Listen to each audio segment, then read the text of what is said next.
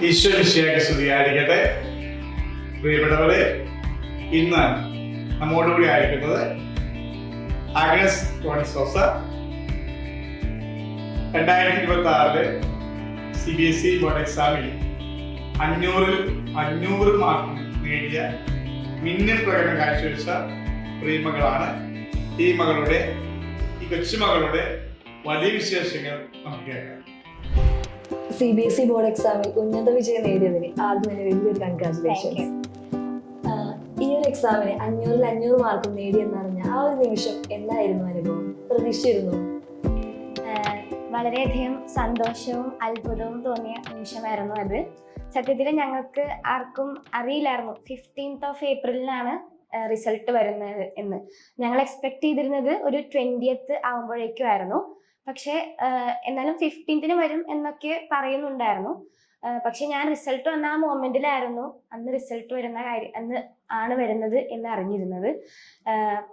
പിന്നെ ഒരിക്കലും പ്രതീക്ഷിച്ചില്ല 100% കിട്ടും എന്നൊരിക്കലും വിചാരിച്ചിരുന്നില്ല. ദൈവത്തിന്റെ ഒരു വലിയ കൃപയാണ്. അപ്പൊ വളരെയധികം സന്തോഷം തോന്നി. വീട്ടുവിശേഷങ്ങൾ ചോദിക്കും. വീട്ടിൽ ആരൊക്കെയുണ്ട്, അതെന്തൊക്കെ ചെയ്യുന്നു പറയാം. എറണാകുളം ജില്ലയിലെ വൈപ്പിനിൽ നിന്നുള്ള ഞാറക്കിൽ നിന്നാണ് ഞാൻ വരുന്നത്. ഞാൻ മാനപ്പറമ്പ് തിരുഹൃദയ ഇടവകാംഗമാണ്. എൻ്റെ വീട്ടില് എൻ്റെ പാരൻസ്, അമ്മയുടെ പേര് മേരി ആൻസിമി റോഡ്രിക്സ്, അപ്പൻ്റെ പേര് ബോണിബോ സോസ TC. എൻ്റെ ഗ്രാൻഡ് പാരൻസ് ക്ലീറ്റസ് സോസ, ഷേർലി ക്ലീറ്റസ്. എനിക്ക് 2 അനിയത്തിമാരാണുള്ളത്. ഒരാള് ഇപ്പോൾ 6ലേക്ക് ആയിരിക്കുന്നു, ആൻലിയ ബോണി സോസ. രണ്ടാമത്തെ ആള് 5ലേക്ക് പോകുന്നു, ഏഞ്ചല ബോണി സോസ. ഇവരൊക്കെയാണ് എൻ്റെ ഫാമിലി. എങ്ങനെയായിരുന്നു പഠന രീതി? എൻ്റെ പഠന രീതി എന്ന് പറഞ്ഞാൽ ഒരിക്കലും സ്ട്രക്ചേർഡ് ആയിട്ട് ഞാൻ ഒന്നും കൊണ്ടുപോയിരുന്നില്ല. ഒരു ടൈം ടേബിൾ സെറ്റാക്കി പഠിക്കുകയോ അങ്ങനെയൊന്നും ചെയ്തിരുന്നില്ല. അതുപോലെ തന്നെ ട്യൂഷനും ഞാൻ പോയിരുന്നില്ല. അപ്പോൾ സബ്ജക്റ്റ് വൈസ് പറയുകയാണെങ്കിൽ ലാംഗ്വേജ് ഒക്കെ എല്ലാ സബ്ജക്റ്റിനും അതിൻ്റെതായ ഇമ്പോർട്ടൻസ് കൊടുത്ത് ഞാൻ പഠിച്ചു. ഇംഗ്ലീഷിനൊക്കെ ഗൈഡ് യൂസ് ചെയ്തു. അതിനേക്കാളും ഉപരിയായിട്ട് നല്ലോണം വായിച്ചിട്ടുണ്ട്. NCERT ടെക്സ്റ്റ് ബുക്ക് തറവ്ലി റീഡ് ചെയ്തിട്ടുണ്ട്. ഓരോ പരീക്ഷയ്ക്കും മുൻപ് മിനിമം 2 ആവർത്തി വായിക്കുമായിരുന്നു. ഇപ്പോൾ സ്റ്റഡി മെറ്റീരിയൽ യൂസ് ചെയ്യുമ്പോൾ തന്നെ അത് ജസ്റ്റ് വായിച്ചു പോകുമ്പോൾ തന്നെ അതിലുള്ള നമുക്ക് കിട്ടാവുന്ന കീവേഡ്സ് ഉണ്ടല്ലോ, അത് ഇങ്ങനെ അണ്ടർലൈൻ ചെയ്ത് വെക്കുകയും അത് ഓരോ ചാപ്റ്ററിൻ്റെ ആ റെസ്പെക്റ്റീവ് ചാപ്റ്ററിൻ്റെ മുകളിൽ ഇങ്ങനെ എഴുതി വെക്കുകയും ചെയ്യുമായിരുന്നു. ഓരോ ഇമ്പോർട്ടൻറ്റ് പോയിന്റ് ഒക്കെ ഇങ്ങനെ എഴുതുമായിരുന്നു. അപ്പോൾ നമുക്ക് ആൻസറിൽ ഇൻക്ലൂഡ് ചെയ്യാൻ പറ്റുന്ന കാര്യങ്ങളൊക്കെ ഞാനിങ്ങനെ എഴുതി വെക്കുമായിരുന്നു. അങ്ങനെയാണ് ഇംഗ്ലീഷ്, അതുപോലെ തന്നെ ഗ്രാമറിന് നല്ലോണം ഫോക്കസ് ചെയ്തു, പ്രാക്ടീസ് ക്വസ്റ്റ്യൻസ് ഒക്കെ ചെയ്തു. അതുപോലെ തന്നെ മലയാളത്തിൽ ഇതുപോലെ തന്നെ നല്ല രീതിയിൽ വായിക്കുകയാണ് ചെയ്തത്. ഒരിക്കലും ബൈ ഹാർട്ട് പഠിച്ചിരുന്നില്ല. ഓരോ പോയിന്റും മനസ്സിലാക്കി തന്നെ പഠിച്ചു. അർത്ഥവും ഓരോ വാക്കിന്റെ അർത്ഥവും ആ ഒരു വാക്കിന്റെ പര്യായം, വിപരീതം, എതിർലിംഗം, അങ്ങനത്തെ കുറെ കാര്യങ്ങളൊക്കെ എല്ലാ വാക്കും കടികട്ടിയായ ചാപ്റ്റേഴ്സ് പോലും ഏറ്റവും ബ്രേക്കപ്പ് ചെയ്തിട്ടാണ് പഠിച്ചത്.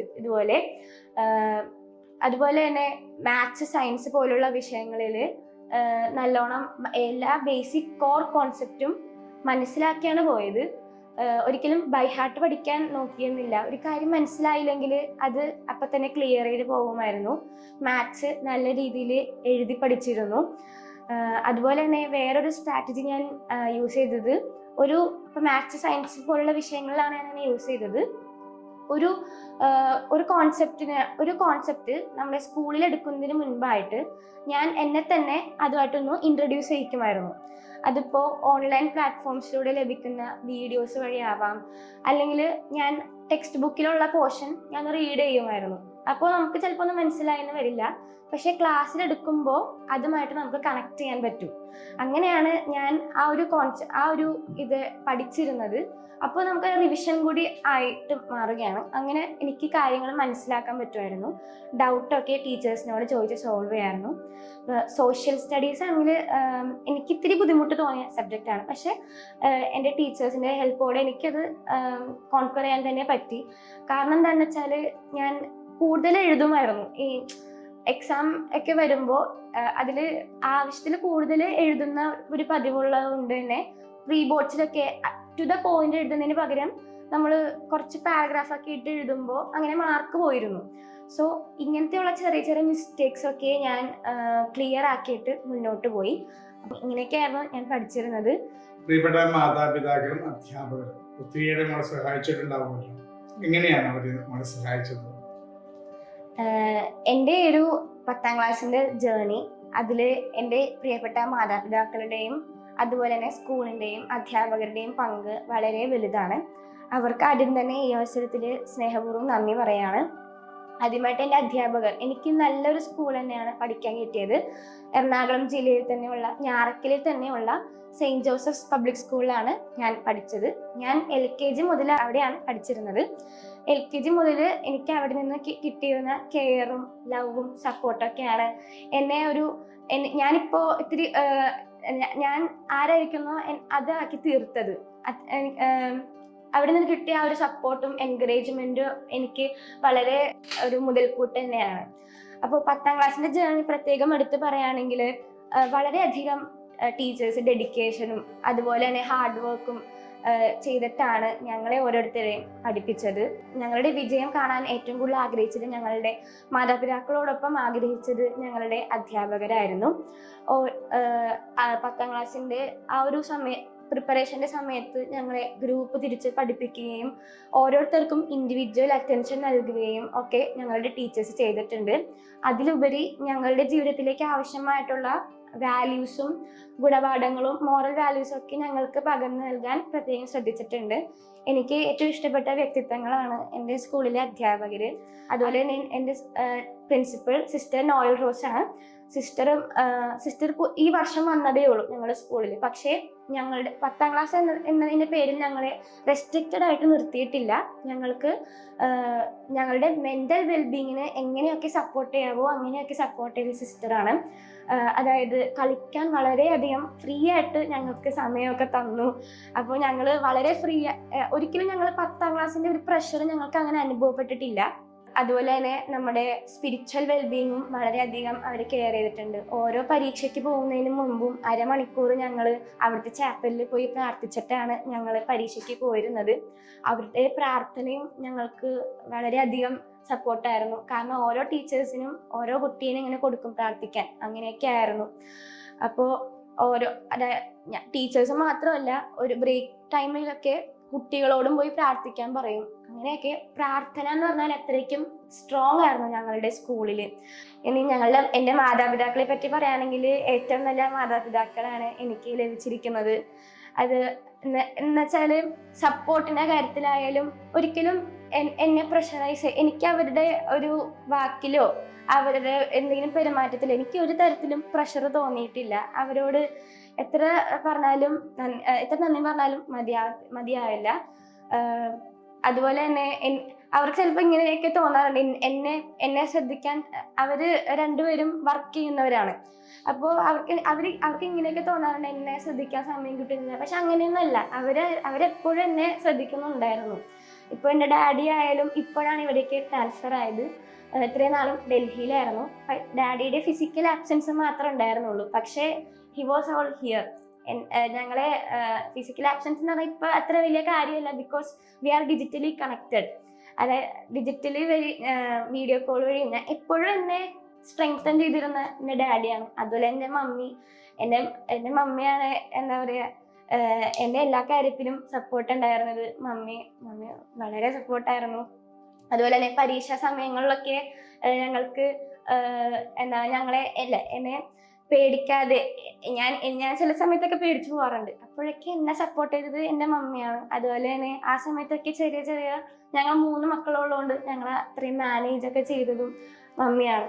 അതുപോലെ തന്നെ ഡാഡി, പിന്നെ എൻ്റെ ഗ്രാൻഡ് പാരൻസും എൻ്റെ സിസ്റ്റേഴ്സിനും അവരുടെയൊക്കെ പങ്ക് വളരെ വലുതാണ് ഈ ജേർണിയിൽ എന്നെ സഹായിച്ചത്.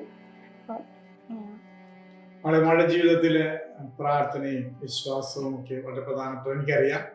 2023-ലും 2024-ലും വരാപ്പുഴ അതിരൂപത നടത്തിയ ദൈവദാസൻ ഇമ്മാനുവൽ ലോപ്പസ് ക്വിസ് മത്സരത്തിൽ അതിൽ ഏതാണ്ട് 10,000-ലധികം കുട്ടികളാണ് പങ്കെടുത്തത്.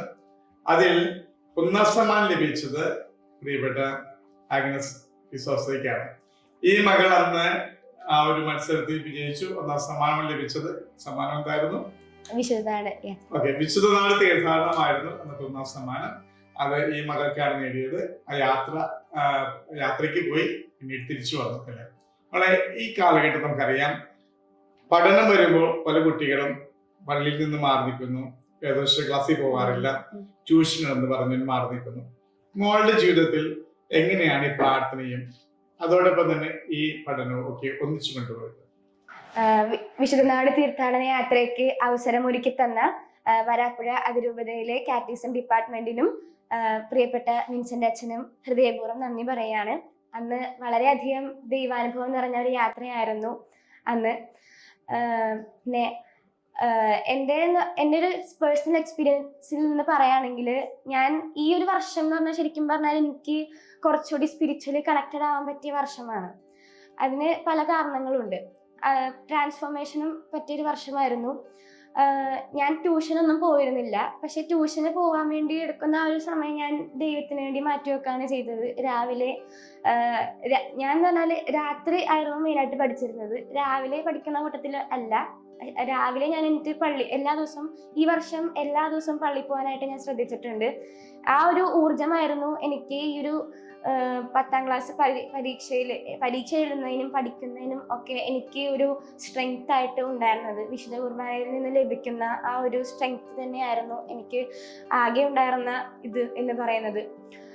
അതിനേക്കാൾ ഉപരി സ്ട്രെങ്ത് നമുക്ക് കിട്ടാനില്ല. കാരണം നമ്മുടെ ഏറ്റവും വലിയ നമ്മൾ എത്ര ട്യൂഷന് പോകുന്ന എന്നതിനേക്കാൾ ഉപരി നമ്മുടെ ഏറ്റവും വലിയ അധ്യാപകന്റെ മുമ്പിലാണ് നമ്മൾ ആദ്യം പോയിട്ട് എന്താ പറയാ ഗുഡ് മോർണിംഗ് പറയുന്നത്.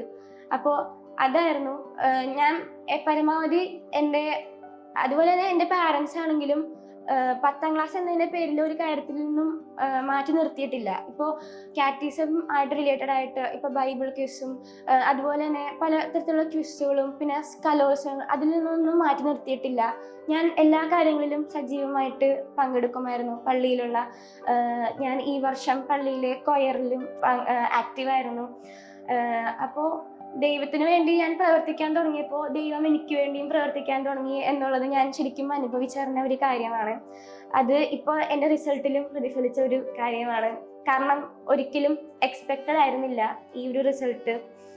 അപ്പോൾ ഇത്രയും നല്ല ഒരു എന്നെ ഏറെ സ്വാധീനിച്ച ഒരു വചനം എന്ന് പറയുന്നത്, നിങ്ങൾ ആദ്യം അവിടുത്തെ രാജ്യവും അവിടുത്തെ നീതിയും അന്വേഷിക്കുക, അതോടൊപ്പം മറ്റുള്ളവരെ നിങ്ങൾക്ക് ലഭിക്കും. അതാണ് ശരിക്കും ഞാൻ പ്രാർത്ഥികമാക്കാൻ നോക്കിയത്. കാരണം എന്താണെന്ന് വെച്ചാൽ ദൈവത്തിനാണ് ഒന്നാം സ്ഥാനം കൊടുക്കുന്നതെങ്കിൽ ദൈവം നമ്മുടെ കാര്യങ്ങൾ അത്രയും ഇടപെടും എന്നുള്ളൊരു വിശ്വാസം അതാണ്. അപ്പോൾ ഇതിനെന്ന് പറഞ്ഞാല് എന്നെ പ്രചോദിപ്പിച്ചത് ഞങ്ങളുടെ ഇടവക വികാരിയായ ഫാദർ മൈക്കിൾ ഡിക്രൂസ് അച്ഛനാണ്. അച്ഛൻ എന്നെ എന്താണ് എല്ലാ ദിവസവും പള്ളിയിൽ വരാനും എന്നെ കൊയറിൽ ജോയിൻ ചെയ്യാനും ഒക്കെ എന്നെ പ്രോത്സാഹിപ്പിച്ചു. അതുകൊണ്ട് തന്നെ എനിക്ക് എല്ലാ ദിവസവും മുടങ്ങാതെ തന്നെ വിശുദ്ധ കുർബാനയിൽ പങ്കെടുക്കാൻ പറ്റി. ഇനിയും അങ്ങനെ തന്നെ തുടരാനാണ് ഞാൻ ആഗ്രഹിക്കുന്നത്. നമ്മൾ ട്യൂഷന് പോയില്ലെങ്കിലും നമ്മളെ പഠിപ്പിക്കാൻ നമ്മുടെ കൂടെ ഉണ്ടാകാനും പിന്നെ മോട്ടിവേറ്റ് ചെയ്യാനും ഒരു ദൈവമുണ്ട് എന്നുള്ളൊരു തോന്നലുണ്ടെങ്കിൽ നമുക്കധികം പേടിയും ഒന്നും ഉണ്ടാവില്ല. പരീക്ഷ എഴുതുന്ന സമയത്തായാലും അധികം പ്രഷറും എനിക്ക് അനുഭവപ്പെട്ടിട്ടില്ല. അത് ഈ ഒരു ഒറ്റ കാര്യം കൊണ്ടാണ് എന്ന് ഞാൻ ഉറച്ചു വിശ്വസിക്കുന്നു. ഈ കാലഘട്ടം നമുക്കറിയാം, സോഷ്യൽ മീഡിയ വളരെ പ്രധാനപ്പെട്ടതാണ്. എല്ലാ കുട്ടികളും മൊബൈൽ നോക്കിക്കൊണ്ടിരിക്കുന്ന കാലഘട്ടമാണ്. നമ്മൾ എങ്ങനെയാണ് ഹാൻഡിൽ ചെയ്തത്? സത്യം പറഞ്ഞാല് സോഷ്യൽ മീഡിയയിൽ നിന്ന് ഞാൻ ഡിസ്റ്റൻസ് 10ാം ക്ലാസ് അതിന്റെ പേരിൽ ഞാൻ പ്രത്യേകിച്ച് ഡിസ്റ്റൻസ് ഇട്ട് അങ്ങനെ നിന്നിട്ടില്ല. പക്ഷെ എനിക്ക് സോഷ്യൽ മീഡിയ അക്കൗണ്ട്സുകളൊന്നും തന്നെ ഉണ്ടായിരുന്നില്ല. ഞാനത് പാരൻസിന്റെ റെസ്ട്രിക്ഷൻ എന്നതിലുപരി ഞാൻ സ്വയം റെസ്ട്രിക്ട് ചെയ്ത് നിർത്തിയതായിരുന്നു. ഇൻസ്റ്റാഗ്രാം അക്കൗണ്ട്, ഫേസ്ബുക്ക് എനിക്ക് അങ്ങനെയൊന്നും ഇല്ല. അപ്പോൾ അത് ഉണ്ടെങ്കിൽ തന്നെ ഞാൻ പരമാവധി വയസ്സായിട്ട് ഉപയോഗിക്കാൻ നോക്കും. അപ്പോൾ എനിക്ക് ഈ ഒരു ജനറേഷൻ എന്ന് പറഞ്ഞാൽ മെയിനായിട്ട് ഇൻസ്റ്റഗ്രാമിലും പിന്നെ അതുപോലെ തന്നെ വെബ് സീരീസിലും കുറേ ആക്റ്റീവാണ്. പക്ഷേ ഞാനതിൽ നിന്ന് മനഃപൂർവ്വം ഒരു ഡിസ്റ്റൻസ് ഇട്ട് നിന്നതാണ്. അതെനിക്ക് പ്രയോജനകരമായിട്ട് തന്നെയാണ് എനിക്ക് തോന്നിയിട്ടുള്ളത്. ഞാൻ യൂസ് ചെയ്യുന്നത് യൂട്യൂബ്, വാട്സപ്പ് മാത്രമാണ്. അപ്പോൾ അങ്ങനെ നമ്മളിപ്പോൾ അതിൽ ആക്റ്റീവ് ആണെങ്കിൽ തന്നെ നമുക്ക് ഡിസൈഡ് ചെയ്യാം. ഇപ്പോൾ സോഷ്യൽ മീഡിയ ആണ് നമ്മളുടെ മെന്റൽ വെൽബീങ്ങിനെ കൺസ്ട്രക്ട് ചെയ്യുന്നതും ഡിസ്ട്രക്ട് ചെയ്യുന്നതും ഈ ഒരു ജനറേഷനിൽ ഈ സോഷ്യൽ മീഡിയക്ക് വേണമെങ്കിൽ നമ്മളുടെ മെന്റൽ വെൽബീങ്ങിനെ കൺസ്ട്രക്ട് ചെയ്യാൻ പറ്റും. കാരണം ഇപ്പോൾ ഒറ്റപ്പെട്ടു പോകുന്ന കുറേ തരം ആൾക്കാരുണ്ട്. നമുക്ക് കണക്ട് ചെയ്യാൻ പറ്റുന്ന ഒരു ഉപാധിയാണ് സോഷ്യൽ മീഡിയ. അതേസമയം നമ്മളെ നശിപ്പിക്കാൻ കൂടി കഴിവുള്ള ഒരു ഇതും കൂടിയാണ് സോഷ്യൽ മീഡിയ. അപ്പോൾ നമ്മളാണ് തീരുമാനിക്കുന്നത് എങ്ങനെ യൂസ് ചെയ്യണം, എങ്ങനെ ഹാൻഡിൽ ചെയ്യണം. അതുപോലെ തന്നെ ഞാൻ എന്റർടൈൻമെന്റ് പർപ്പസിന് വേണ്ടി ഞാൻ യൂസ് ചെയ്തിട്ടുണ്ട്, യൂട്യൂബ് അതൊക്കെ യൂസ് ചെയ്തിട്ടുണ്ട്. ഒരിക്കലും പിന്മാറി നിന്നിട്ടില്ല. പരീക്ഷകളെ ഭയത്തോടെ കാണുന്ന ഇപ്പോഴത്തെ കുട്ടികൾക്ക് വേണ്ടി എന്ത് ഉപദേശമാണ് മോൾക്ക് നൽകാനുള്ളത്? എൻ്റെ ഒരു എക്സ്പീരിയൻസ് വെച്ചിട്ട് പറയുകയാണെങ്കിൽ ഭയത്തോടെയല്ല പരീക്ഷകളെ സമീപിക്കേണ്ടത്, പക്ഷെ ഒരു ക്രിയേറ്റീവ് അപ്രോച്ചാണ് നമ്മൾ എപ്പോഴും എടുക്കേണ്ടത്. നമ്മൾക്ക് ഒരു ബോധ്യമുണ്ട്, നമ്മുടെ ഭാഗത്തു നിന്ന് നമ്മൾ ചെയ്യാനുള്ളത് ചെയ്തിട്ടുണ്ട്. ആ ഒരു ബോധ്യം നമുക്കുണ്ടെങ്കിൽ നമ്മൾ ഒരിക്കലും ഭയപ്പെടേണ്ട ആവശ്യമില്ല. അപ്പോൾ നമ്മൾ നമ്മുടെ ഭാഗത്തു നിന്ന് വർക്ക് ചെയ്യുക, ബാക്കിയൊക്കെ ദൈവത്തിന് വിട്ടുകൊടുക്കുക. നമ്മൾ ഭയത്തോടെ സമീപിച്ചാൽ ആ ഒരു ഭയം തന്നെയായിരിക്കും നമുക്ക് ശത്രുവായിട്ട് വരുന്നത്. നമുക്ക് നമ്മുടെ മാക്സിമം പെർഫോം ചെയ്യാൻ പറ്റില്ല. സോ പിന്നെന്ന് പറഞ്ഞാൽ ദൈവത്തിന് ഒന്നാം സ്ഥാനം കൊടുത്തിട്ട് പെർഫോം ചെയ്യുക. കാരണം ദൈവത്തിന് വേണ്ടി നമ്മൾ നമ്മുടെ കഴിവുകളൊക്കെ വിനിയോഗിക്കുമ്പോൾ ദൈവം നമുക്ക് വേണ്ടിയും പ്രവർത്തിക്കും എന്നുള്ളത് ഈ ഒരു വർഷം വെച്ചിട്ട് എൻ്റെ ഒരു അനുഭവമാണ്. ഈ ഒരു വർഷം മാത്രമല്ല, എൻ്റെ ഇത്രയും കാലം ഒരു അനുഭവമാണ്. പിന്നെ അതുപോലെ തന്നെ നമ്മൾ പാരൻസ്, നമുക്ക് പല സ്ഥലത്തു നിന്നും പ്രഷറൊക്കെ ഉണ്ടാകും. പക്ഷെ ആ പ്രഷറിനൊക്കെ നമ്മൾ മാനേജ് ചെയ്ത് പഠിക്കുക എന്നുള്ളതാണ് ഒരു കഴിവ്. കാരണം നമ്മൾ പഠിക്കേണ്ടത് മറ്റുള്ളവരുടെ പ്രഷർ ഇതുകൊണ്ടല്ല, നമുക്ക് ഇഷ്ടപ്പെട്ട് വേണം പഠിക്കാൻ, കഷ്ടപ്പെട്ട് പഠിക്കരുത്. അതാണ്. പിന്നെ ടൈം മാനേജ് ചെയ്ത് പഠിക്കാം. അവസാന നിമിഷത്തേക്ക് മാറ്റി വെച്ചാൽ സ്വാഭാവികമായിട്ടും ഭയം കടന്നു കയറും. അത് ഇനിയുള്ള ഭാവിയിലെ മോളുടെ പരിപാടി എന്താണ്, മോളുടെ ലക്ഷ്യം എന്താണ്, മോളെ ഏത് സബ്ജക്റ്റ് എടുക്കാൻ പോകുന്നത്, അതിനെപ്പറ്റി മോളുടെ? ഞാൻ +1 ബയോമാത്സ് എടുക്കാനാണ് ഉദ്ദേശിക്കുന്നത്. എനിക്ക് സയൻസ് സബ്ജക്റ്റിനോട് താല്പര്യമുള്ളത് കൊണ്ട് തന്നെ ഭാവിയിൽ ആസ്ട്രോഫിസിക്സ് അല്ലെങ്കിൽ എയറോനോട്ടിക്കൽ എഞ്ചിനീയറിംഗ് ആ ഒരു ഫീൽഡിലേക്ക് പഠിക്കണം എന്ന ആഗ്രഹമുണ്ട്. അതുപോലെ തന്നെ സിവിൽ സർവീസസും ഞാൻ ലക്ഷ്യം വെക്കുന്നുണ്ട്. അപ്പൊ മോള് വളരെ സന്തോഷമുണ്ട്. കാരണം മോള് നേരത്തെ തുടങ്ങി അറിയാം. അപ്പൊ നന്നായിട്ട് പ്രാർത്ഥിക്കും, എല്ലാ ദിവസവും പള്ളിയിൽ പോകുമ്പോൾ ഏറ്റവും പ്രധാനപ്പെട്ട കാര്യമാണത്.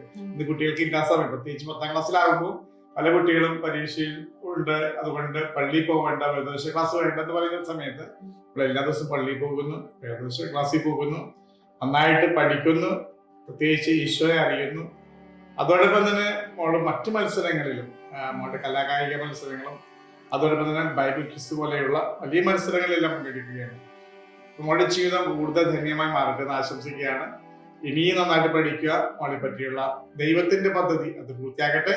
മാതാപിതാക്കൾക്കും ഞങ്ങൾക്ക് എല്ലാവർക്കും വലിയ അഭിമാനമാണ് മോളുടെ ഈ വലിയ വിജയം. പരാപ്പുഴ അതിരൂപതയുടെ പേരിൽ, പ്രത്യേകിച്ച് വിശ്വാസ പരിശീലന കമ്മീഷന്റെ പേരിൽ ഒക്കെ എല്ലാവിധ ആശംസകളും പ്രാർത്ഥന നേരുന്നു, അഭിനന്ദനം അറിയിക്കുന്നു. ഇനി ഏറ്റവും നന്നായിട്ട് മുൻപോട്ട് പോവുക, കൂടെ ഉണ്ടാവട്ടെ. അർഹിക്കാത്ത നന്മകളും എനിക്കേകിടും ദയാനിധേ, അർഹിക്കാത്ത നന്മകളും എനിക്കേകിടും ദയാനിധേ, യാചിക്കാത്ത നന്മകൾ പോലുമേ എനിക്കേകിയോനു സ്തുതി. ഈശ്വരശായി സ്തുതിയായിരിക്കട്ടെ. നമ്മോടുകൂടി ആയിരിക്കുന്നത് 2026 CBSE പരീക്ഷയിൽ ഏറ്റവും കൂടുതൽ മാർക്ക് നേടിയ 500 മാർക്ക് നേടിയ ആഗ്രസ് പീസോസയുടെ പ്രിയപ്പെട്ട മാതാപിതാക്കളാണ്. നിങ്ങളെ ഏറ്റവും സ്നേഹത്തോടെ ഓർക്കുന്നു, അഭിനന്ദനം അറിയിക്കുന്നു. നിങ്ങളെ പരിചയപ്പെടുത്താമോ? ഫാദർ, എൻ്റെ പേര് ബോണി ബോസ്. ഞാൻ കോസ്റ്റ് ഗാർഡിൽ ജോലി ചെയ്യാണ്. ഇയാളുടെ എക്സാം സമയത്തെല്ലാം ഞാൻ ഡൽഹിയിലായിരുന്നു. ഇപ്പോൾ ട്രാൻസ്ഫറായി കൊച്ചിയിലേക്ക് വന്നിട്ടുണ്ട്. കൊച്ചിയിൽ coast guard training ship ICGS സാരഥിയിലാണ് എൻ്റെ റിപ്പോർട്ടിങ്. എൻ്റെ പേര് മേരി ആൻഡ് സെമി റോഡ്രിക്സ്. ഞാനിപ്പോൾ സബ് ട്രഷറി നായരമ്പലത്തിൽ ജൂനിയർ സൂപ്രണ്ട് തസ്തികയിൽ ജോലി ചെയ്യുന്നു. മകളെ അഗ്നസ് പറഞ്ഞു നിങ്ങളുടെ വലിയ സപ്പോർട്ടാണ് അവരുടെ ഈ വിജയത്തിന് പിന്നിലെന്ന്. എപ്രകാരമാണ് മകൾക്ക് നിങ്ങളുടെ സപ്പോർട്ട് കൊടുത്തത്, അവർക്ക് ഗൈഡ് ചെയ്തു? മോളുടെ ഒരു കപ്പാസിറ്റി, ഒത്തിരി കഴിവുകൾ ദൈവം ആഗ്നസിന് ദാനമായിട്ട് നൽകിയിട്ടുണ്ട്. അപ്പം അതുകൊണ്ട് തന്നെ ആഗ്നസിന് എല്ലാം കഴിയും എന്നാണ് ഞാൻ വിശ്വസിക്കുന്നത്. ദൈവത്തിൻ്റെ ഒരു ശക്തി അവൾക്ക് കിട്ടിയിട്ടുണ്ട്. അപ്പോൾ അതുകൊണ്ട് തന്നെ 10ാം ക്ലാസ് ആയപ്പോഴേക്കും മറ്റു കുട്ടികളെല്ലാവരും ട്യൂഷന് ചേർന്നു. അമ്മേ എനിക്ക് ട്യൂഷന് ചേരണോ വേണ്ടേ എന്നുള്ളൊരു കാര്യത്തിൽ ആയിരുന്നു ഫസ്റ്റുള്ളൊരു ഡിസിഷൻ മേക്കിങ് വന്നൊരു ആശങ്ക. അപ്പോൾ ഞാൻ പറഞ്ഞു 2 കാര്യങ്ങൾ അവളുടെ മുന്നിലേക്ക് ഞാൻ അത് പറഞ്ഞു. ട്യൂഷന് പോയാലുള്ള പ്രോസ് ആൻഡ് കോൺസ്, ട്യൂഷൻ ഇല്ലാതിരുന്നാലുള്ള പ്രോസ് ആൻഡ് കോൺസ്. ഇത്രയും കാര്യങ്ങളുണ്ട്. നമുക്ക് വേണമെങ്കിൽ ട്യൂഷന് പോകാം, അല്ലെങ്കിൽ വേണ്ടാന്ന് വെക്കാം. ഇത്രയും കാര്യങ്ങൾ പരിഗണിച്ചിട്ട് മോള് തന്നെ കൃത്യമായൊരു തീരുമാനം എടുക്കുക. പോയാലും പോയില്ലെങ്കിലും അതിന് അതിൻ്റെതായ നല്ല ഫലവും ഇതുമുണ്ട്, ദൂഷ്യഫലമുണ്ട്. അങ്ങനെ കുറച്ച് ആലോചിച്ചിട്ട് അവളുടെ മിസ്മാരോട് കൂടി ആലോചിച്ചിട്ട് സിസ്റ്റർ പ്രിൻസിപ്പലിൻ്റെയും കൂടി ഒരു ഒപ്പീനിയൻ കണക്കിലെടുത്ത് വേണ്ട എന്നുള്ള ഒരു നിഗമനത്തിലെത്തി. അതെന്നോട് പറയുകയും ഞാൻ അതിനോട് യോജിക്കുകയും ചെയ്തു. അങ്ങനെ ട്യൂഷൻ വേണ്ട, സ്വന്തമായ രീതിയിലിരുന്ന് പഠിച്ചോളാം എന്ന് പറഞ്ഞു. 2ാമത്തെ കാര്യം, ആള് രാവിലെ നന്നായി ഉറങ്ങുന്ന ഒരു കുട്ടിയാണ്. അതായത് അതിരാവിലെ വെളുപ്പിന് എണീറ്റ് പഠിക്കാൻ അവൾക്ക് ഒട്ടും തന്നെ കഴിയുമായിരുന്നില്ല. രാത്രി എത്ര നേരം വേണമെങ്കിലും ഇരിക്കാൻ അവൾക്ക് പറ്റും. അപ്പോൾ അങ്ങനെയുള്ളൊരു സന്ദർഭത്തിലാണ് ഇവൾ നന്നായി പാടുന്നത് ഞങ്ങളുടെ ബഹുമാനപ്പെട്ട വികാരി അച്ഛൻ്റെ ശ്രദ്ധയിൽ ആഗ്നസ് നന്നായി പാടുന്നുണ്ട് എന്നുള്ള കാര്യം ശ്രദ്ധയിൽ വരികയും അദ്ദേഹം പള്ളിയിലെ കൊയറിൽ പാടാനായിട്ട് ആഗ്നസിനെ ക്ഷണിക്കുകയും ചെയ്തു. അപ്പോൾ എന്തായാലും ആ കുർബാന സമയത്ത് കൃത്യമായി എത്തുക എന്നുള്ളത് ആഗ്നസിന് ഈ വർഷം ആഗ്നസ് ഉള്ളൊരു പ്രധാന ഉത്തരവാദിത്തമായി. അപ്പോൾ ആഗ്നസ് അതിനുവേണ്ടി കൃത്യമായി എഴുന്നേൽക്കുകയും ആഗ്നസ് കൃത്യസമയത്ത് പള്ളിയിൽ പോവുകയും പള്ളിയിൽ പോയി വന്നതിന് ശേഷമാണ് ആഗ്നസിൻ്റെ പഠനം. രാവിലെ കുറച്ച് സമയം ആഗ്നസിന് പഠിക്കാനായിട്ട് രാവിലെ സമയം കിട്ടുള്ളൂ. പക്ഷേ പഠിക്കുന്ന കാര്യങ്ങൾ ആഗ്നസ് വൃത്തിയായി പഠിക്കും. രാത്രി ആള് മാത്സ് ആണ് കൂടുതലായിട്ട് ചെയ്ത് പഠിച്ചിരുന്നത്. അപ്പോൾ ആഗ്നസിന് എന്തും സാധിക്കും എന്നുള്ള ആ ഒരു ആത്മവിശ്വാസം ആഗ്നസ് വിചാരിക്കണം, ആഗ്നസിന് എന്തും സാധിക്കും, ദൈവം അതിന് കഴിവ് നൽകിയിട്ടുണ്ട്. 2ാമതായി സപ്പോർട്ട് ചെയ്യേണ്ട ഒരു സന്ദർഭം എന്ന് പറയുന്നത് ഒട്ടേറെ മത്സരങ്ങൾ, പള്ളി നമ്മുടെ ആധ്യാത്മികമായാലും സ്കൂളിലെ മത്സരങ്ങളായാലും. അപ്പോൾ ഞാൻ പറഞ്ഞു 10ാം ക്ലാസ് ആയി എന്ന് പറഞ്ഞുകൊണ്ട് അതൊന്നും മാറ്റി വെക്കേണ്ട ഒരു കാര്യമില്ല. നമുക്ക് ദൈവം കഴിവ് തന്നിട്ടുണ്ട്. ദൈവത്തിൻ്റെ കാര്യത്തിൽ നിന്നും ഒരു കാര്യത്തിലും പുറകോട്ട് പോകാൻ പറ്റില്ല. എൻ്റെ ഒരു ഒപ്പീനിയൻ അതാണ്. ദൈവത്തിന് 1ാം സ്ഥാനം കൊടുത്തിട്ട് ബാക്കി കാര്യങ്ങൾ മതി. അതുകൊണ്ട് അതിനു വേണ്ടി സമയം ചെലവഴിച്ചു എന്നുള്ളൊരു കാര്യം പറഞ്ഞ് എനിക്ക് മാർക്ക് കുറഞ്ഞു, ഒരിക്കലും അങ്ങനെ സംഭവിക്കില്ല. ദൈവത്തിന് വേണ്ടി നമ്മൾ സമയം ചെലവഴിച്ചാൽ ഒരിക്കലും ഒരു നഷ്ടമായിട്ടൊന്നും കരുതരുത്. ഇങ്ങനെയുള്ള കാര്യങ്ങളിൽ ഞാൻ ഒരു ആഗ്നസിനെ പറഞ്ഞ് മനസ്സിലാക്കിയിരുന്നു. അതുകൊണ്ട് തന്നെ ബൈബിൾ സംബന്ധമായ മത്സരങ്ങളായാലും സ്കൂളിലെ ക്വിസ് കോമ്പറ്റീഷൻസിലായാലും ഒട്ടേറെ സമയം അതിനുവേണ്ടി സ്പെൻഡ് ചെയ്യണം. എന്നാലും ഒരു മത്സരമോ കലോത്സവമോ ഒന്നുപോലും ആഗ്നസ് വിട്ടില്ല.